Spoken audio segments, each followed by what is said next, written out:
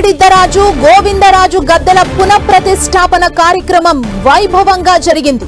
ఆదివాసీల సంప్రదాయ పూజలతో ద్వారబంధనం జరిగింది.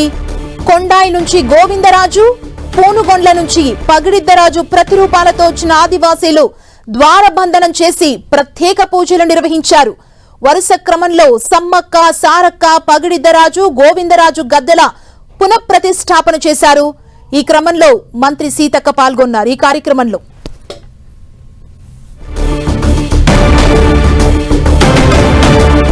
మరింత సమాచారాన్ని మా ప్రతినిధి కేకే మనకు అందిస్తారు. కేకే, తెలంగాణ రాష్ట్ర ప్రభుత్వం అత్యంత ప్రతిష్టాత్మకంగా తీసుకొని మేడారం లోపల గద్దెలకు సంబంధించినటువంటి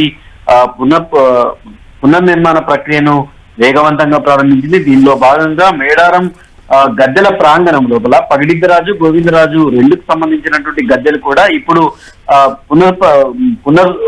పునర్నిర్మాణ ప్రక్రియ లోపల రెండింటిని కూడా ప్రతిష్ఠించాలి. ఆ కార్యక్రమాన్ని మంత్రి సీతక్క, అదేవిధంగా ఆదివాసీ గిరిజన పూజారులు ఎవరైతే ఉన్నారో గిరిజన పూజారుల సమక్షం లోపల అంతర్గత పూజలు నిర్వహించారు.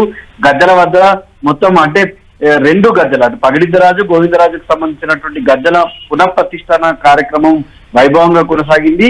కొండాయి నుండి గోవిందరాజును, అదేవిధంగా పూనుగొండ్ల నుంచి అంటే కొత్తగూడ మండలం, మహబూబాబాద్ జిల్లా కొత్తగూడ మండలం పూనుగొండ్ల నుంచి పగిడిద్దరాజును అంటే రెండు పగిడిద్దరాజు, గోవిందరాజుకు సంబంధించినటువంటి పూజారులు ఇద్దరు కూడా పగిడ రూపంలో ఉన్నటువంటి ప్రతిమలను తీసుకొని మొత్తం అంటే మేడారం జాతర జరిగేటప్పుడు ఏ రకమైనటువంటి ప్రక్రియ ఉంటుంది, ఏ రకమైనటువంటి ఘట్టాలు ఉంటాయో ఆ ఘట్టాలన్నింటినీ కూడా ప్రత్యేకంగా ఆదివాసీ సంప్రదాయాల మేరకు పూజలు నిర్వహించి మేడారం చేరుకున్నారు. మేడారం చేరుకున్న తర్వాత ఇక్కడ ఉన్నటువంటి మేడారంలో ఉన్నటువంటి సమ్మక్క సారలమ్మకు సంబంధించినటువంటి పూజారులు కూడా పెద్ద ఎత్తున ఊరు ఇంతలోనే అంటే ఊరు బయటనే గోవిందరాజుకి, పగిడిద్దరాజుకి ఇద్దరికి స్వాగతం పలికారు. ద్వారబంధనం చేసిన తర్వాత ఆదివాసీ ఆచార సాంప్రదాయాల మేరకు పూజలు నిర్వహించినటువంటి ఆదివాసీ పూజారులు మొత్తం అంటే సమ్మక్క సారలమ్మకు సమీపంలో ఉన్నటువంటి గద్దెకి వరుస క్రమంలో పగిడిద్దరాజును, గోవిందరాజు రెండు గద్దెలను కూడా ప్రతిష్టాపన చేశారు. పూర్తిగా ఆదివాసీ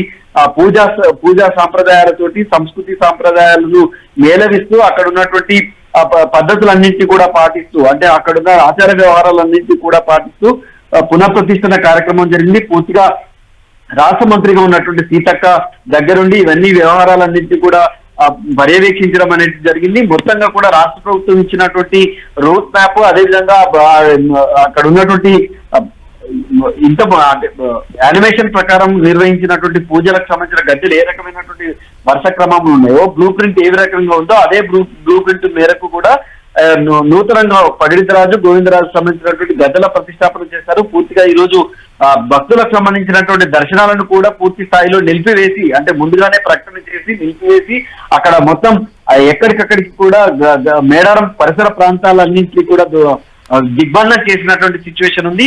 మొత్తం ప్రతిష్టాపన కార్యక్రమం అయితే వైభవంగా జరిగింది. కుమారస్వామి, అంటే ఈ రోజు దర్శనాలు నిలిపివేశారా? దర్శనాలు మళ్ళీ ఎప్పటి నుంచి ప్రారంభమవుతాయి ఈ కార్యక్రమం నేపథ్యంలో?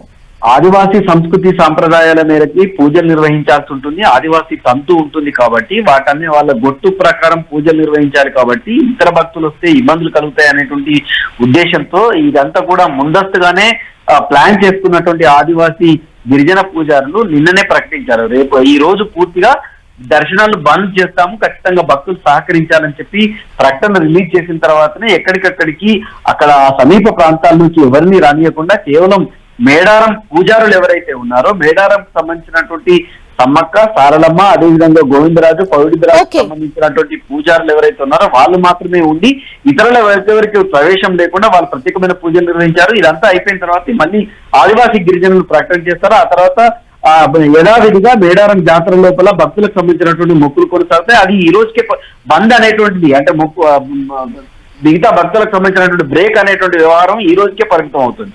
Thank you Kumaraswamy.